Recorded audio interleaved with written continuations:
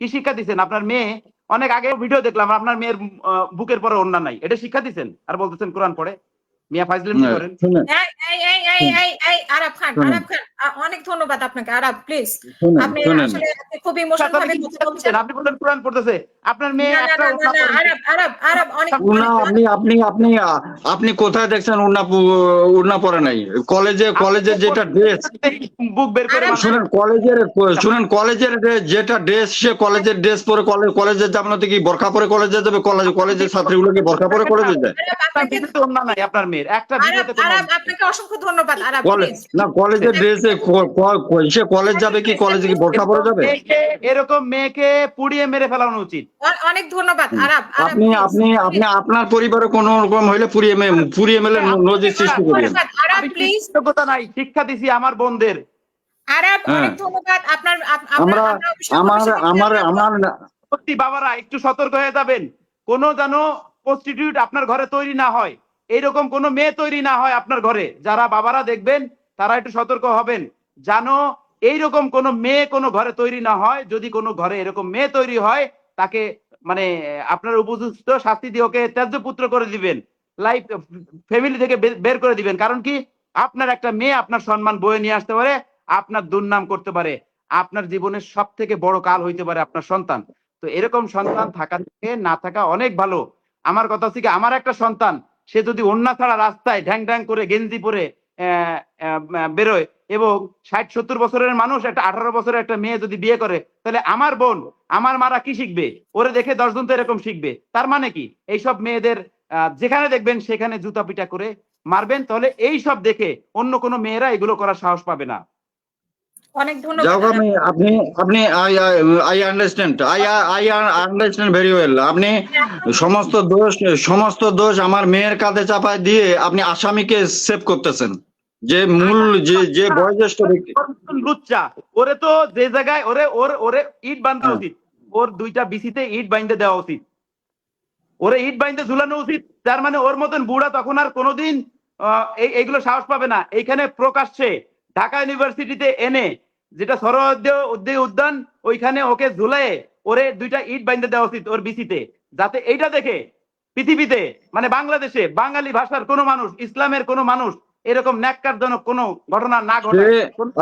আরব ভাই এই মোস্তাক দৈনিক প্রথম আলোর 17ই আগস্ট পত্রিকায় যেটা প্রতিবেদন দিছে এই মোস্তাকের বিরুদ্ধে, সে আইডিয়াল স্কুলের বহু ছাত্রীকে যৌন নির্যাতন, বহু ছাত্রীকে, তার সিস্টেমটা হলো ট্র্যাপে ফেলা, এবং ট্র্যাপে কত প্রকার কি ফেলতে, কি ভাবে ফেলতে। আমি একটা কথা বলি, আপনার মেয়ে পড়ছে, এটা আমিও বিশ্বাস করি।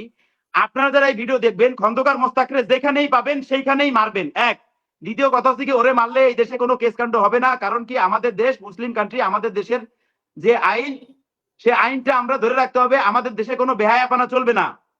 খন্দকার মোস্তাকের মতন যারা আছে সবাইকে জুতাপোটা করবেন আপনারা, এটা আপনাদের দায়িত্ব, আপনাদের সমাজ, আপনাদের মা বোন, আপনাদের এটা দায়িত্ব। খন্দকার মোস্তাকরে আপনারা কি করবেন? এরে আপনারা ঝুলায় পিটা। খন্দকার মোস্তাকের কপাল ভালো যে আমার মতন মানুষ আজকে বিপদে পড়ে বিদেশে আছে। আমি দেশে থাকলে আঙ্কেল বিশ্বাস করেন, আমি নিজে ওর বিসিতে ইট ঝুলায় আমি পুরো ঢাকা শহরে ঘুরাইতাম। মাই নেম ইজ আরাব খান। আমি ওরে এমন করতাম, কারণ কি এর মতন মানে কি বলবো, মানে খন্দকার মোস্তাক যে দেখবেন ওরও জন্ম পরিচয় ঠিক নাই, খুঁজে দেখেন এর মতন মানুষ। আপনার কান্না আমি দেখছি, আপনার কান্না সারা বাংলাদেশের মানুষ দেখছে। আমি আঙ্কেল যাই কিছু বলছি, আপনার যাই কিছু বলছি, এই জন্য আমি আন্তরিকভাবে দুঃখিত। আমি বুঝতে পারতেছি আপনার কষ্টটা। এটাই শুনতে চাইছিলাম, কারণ আপনার ভিডিওটা দেখে আমার খুবই খারাপ লেগেছে। কারণ আমি জানি যে সাইফুল ইসলামকে আমার খারাপ লাগে আঙ্কেল, আমি বলি আপনার জন্য আমার খারাপ লাগে। আমি আপনার কষ্টটা বলতে দিচ্ছি। আমি আপনাকে বলছি ওইসব বাবা মাকে, যে মা বাবারা যাতে একটু শাসন করে ওর ফ্যামিলিকে, আমি আপনাকে বলতেছি না আঙ্কেল, আপনাকে দিয়ে ওইসব বাবা মাকে বলতেছি। আপনি আমাকে বলবেন না, আপনার ভিতরে কি মানে হচ্ছে সেটা আমি জানি। আমিও বাবা, আমারও সন্তান আছে আঙ্কেল, আপনার কেমন লাগতেছে সেটা আমি জানি আঙ্কেল। আমার রিকোয়েস্ট থাকবে যে আপনি আল্লাহর পরে ধৈর্য রাখেন, এই বিচার আপনি পাবেন। খন্দকার মোস্তাক ওর মুখোশ বের হবে। ওই আঙ্কেল এখানে আছেন, 2-3 বছর আগে একটা ঘটনা ঘটছে, এই খন্দকার মোস্তাক এবং তিশার একটা ঘটনা যখন ঘটছে, তখনই যদি বাবা মা সেইভাবে ওই মেয়েকে শাসন করতো, তাহলে আজকে এই পরিস্থিতি হতো না। এক, আর দ্বিতীয় কথা হচ্ছে কি, যে তার মেয়ে কিভাবে বাইরে যাবে, কিভাবে চুল কালার করবে, প্রথম থেকে যদি শাসন করতো। অনেক মানুষ আছে, অনেক পরিজন আছে যারা পর্দায় চলে, বোরকা পরে চলে, মানুষকে মুখ দেখায় না, এটা হচ্ছে বাবা মার পরে, বেশিরভাগ 90% নির্ভর করে হচ্ছে বাবা মার পরে তার সন্তান কিভাবে বেড়ে উঠবে। এখন দেখেন, আপনি মাইন্ড করবেন, আপনাকে নিয়ে আমি একটা কথা বলি, আপনার মা বাবা অবশ্যই না ছোটবেলায় না না, আমি মাইন্ড করবো আরাম, আমি মাইন্ড করবো দেখে আমি আপনাকে ডেকেছি। আপনি এখন, আমি কোন একটা অঘটন করলাম, ঠিক আছে, আমার মা আমাকে শিখিয়েছে, আমার মা নিজেও হয়তো পর্দা করে কিন্তু আমি পর্দা করতে পারলাম না, তার মানে কি আমার কিছু হলে আমার মা বা আমার পরিবার, আমার জন্ম নিয়ে আপনি কি কথা বলবেন? অবশ্যই কথা বলবো। একটা সন্তান যখন অবাধ্য হয়, একটা সন্তান যখন বাবা মার অবাধ্য হয়, তখন তাকে বলা হয় বেয়াদব। আপনার মা অবশ্যই ছোটবেলায় শিক্ষা দিচ্ছে যে মাথায় দিতে হবে, বুকে কাপড় দিতে হবে, ঠিক আছে, গুরুজন দেখলে সালাম দিতে হবে, এগুলো আপনি মানেন না। তার মানে হচ্ছে এক কথায় আপনি বেয়াদব, ঠিক আছে। তো এইরকম তারা সমাজে এইসব মেয়েরা যারা আছেন, মা বাবার একটু দায়বদ্ধ থাকে, কারণ মা বাবারা যখন আমার শুনতেছে না, হ্যাঁ আমি ওকে রিহাবে দিয়েছি, পুত্র করে দিব। আমার কথা যদি শাসন আমাদের ঘরের কোনো ভুল করলে এটা শাসন ঢেকে দেয়, হ্যাঁ ঠিক আছে, ঠিক হয়ে যাবে, কালকে ঠিক হয়ে যাবে, পরশুদিন ঠিক হয়ে যাবে, তুমি এটা করো না, ওইটা আমি দেখি। দেন এটা আমি আপনার সাথে আসলে, আপনাকে আমি এই জন্যই ডেকেছিলাম যে আপনার ভিডিওটা দেখেছি এবং পুরোটাই মানে এ টু জেড আমার কাছে এটা খুবই মানে অযৌক্তিক মনে হয়েছে। এবং আপনি মেয়েদের পরিবারকে যেভাবে বলছেন, যে ওর জন্ম নিয়ে যেভাবে কথা বলছেন, আমি খুবই সরি। আর আপনি আমার পর্দা নিয়ে কথা বলতে পারেন, মেয়েদের পর্দা নিয়ে কথা বলতে পারেন, যারা পর্দা করে আমরা শ্রদ্ধা করি এবং পরিবার অবশ্যই চাই যে পর্দা করুক, কিন্তু পর্দা না করলে যে মেয়েদের অঘটন ঘটবে। আপনার বাবা মা নিশ্চয়ই আপনাকে শিখিয়ে দেয়নি যে ভবিষ্যতে আপনি কি করবেন।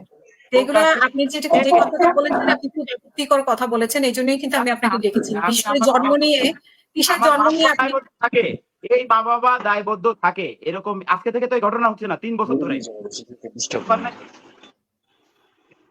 বলেন, কিসের জন্ম নিয়ে আপনি যে কথাটা বলেছেন, এই কথা কি আপনি ভুল, মানে আপনি কি ঠিক বলেছেন?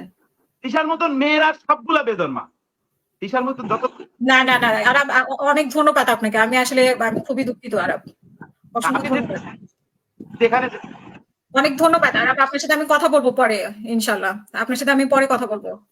এরকম কোন না, আমি কাউকে ঢেকে নিয়ে কিংবা কাউকে আমি এখন হুজুর হুজুর বলবো তা না। আমরা মুসলমান মানুষ, আমার বোনকে শিক্ষা দিতে হবে, আমার মেয়েকে আমি শিক্ষা দিব, এটা আমার দায়িত্ব। 90% মানুষ। আচ্ছা আমি বলেন আপনি বলেন, কারণ কি আপনি যদি এখন এই দেখেন, আমি আপনার কথাই বলি, আপনার এখানে যদি মাথায় কাপড় দিয়ে আসতেন, ওড়না নিয়ে আসতেন, কত সুন্দর লাগতো। আপনি একজন মুসলমান মানুষ, কত সুন্দর লাগতো, কারণ আপনি আপনার মা বাবার কথা শুনেন নাই। যারা মা বাবার কথা শুনে না তারা অবশ্যই বেয়াদব। আর বেয়াদবরা কখনো মানে আমি যে জন্মর কথা, জন্ম মানে কি, এই যে সেবুদা বলে গরিব, এই গরিবটার মানে কি বলেন? জন্ম দিয়েই যে জন্মদাতা হইতে পারে সেটা তো না।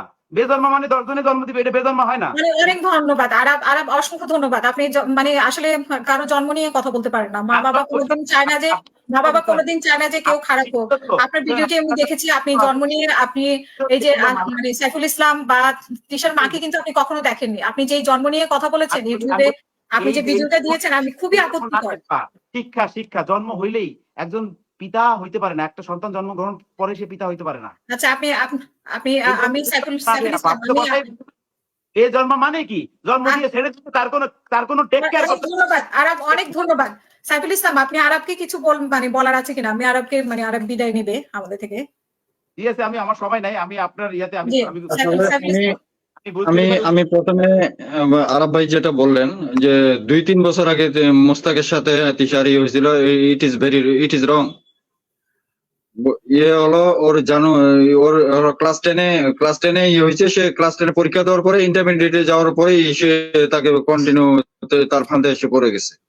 হ্যাঁ, আর তিশাকে যে আমরা বেপরোয়া ভাবে চলতে দিছি এমনও না। আমাদের ফ্যামিলি একটা সিম্পল ফ্যামিলি, খুব সহজ সরল ভাবে আমরা লাইফ লিভ করি। খুব বিলাসিতা আমরা পছন্দও করি না। তো ইয়ে হলো, ওই যে পাপ কিছু না কিছু আছে আপনার, নাইলে এরকম সন্তান আপনার ঘরে জন্ম নিত না। আশরাফ, আমি নিজেও জানতাম না এই ওয়ান্টেড ক্রিমিনাল এখানে থাকবে। The way he talk absolutely idiotic, absolutely rock, and he talk like Taliban. কোনো আইন জানে না, কোনো ল্যাঙ্গুয়েজ জানে না। আমি তালেবানের অ্যাকাউন্ট অনেক ভালো, এখন they are doing better, now they are doing better, I accept that. Okay, আমি যদি জানতাম তাহলে আমি আসতাম না। যেহেতু এসে গেছে, লেটস কন্টিনিউ। আমরা একটা শর্ট কমেন্ট করবো। তাছাড়া আমি একটা কথা বলি, আমি একটা কথা বলি, ও খুব মানে ফ্যামিলিকে দায়ী করে ও অনেক বাজে একটা ভিডিও ছাড়ছে, যেটা আমার জন্য খুব দুঃখ লাগছে যে সেজন্য ও যে ভিডিও ছেড়েছে, না ও যে ভিডিও ছেড়েছে দ্যাট ইজ এ ডিফামেশন। এবং তার পরিবারকে নিয়ে অনেক বাজে একটা ভিডিও ছেড়েছে, যেটা খুবই দুঃখজনক। আমি উচ্চারণ করিনি, আমি উচ্চারণ করতেও আমার খারাপ লেগেছে। ওর আমি হাসিনাকে বলবো এই ধরনের idiot criminal. criminal barbarous behavior you should never invite in your program. You should never invite in your program. আপনার প্রোগ্রামের একটা রেপুটেশন সৃষ্টি হয়েছে, ডোন্ট ডিস্ট্রয় দ্যাট। যে ল্যাঙ্গুয়েজে একটা মুরব্বীকে এখানে কথা বলেছে, আইন জানে না, কালচার জানে না, এটিকেট জানে না, একটা গ্রাম্য টাউট মাস্তানের মতো কথা বলে গেছে। একটা পিয়ন চাপরাশি এরকম কথা বলে না, absolutely idiot. You should never give your forum to this type of rock people, to this type of idiot and illiterate.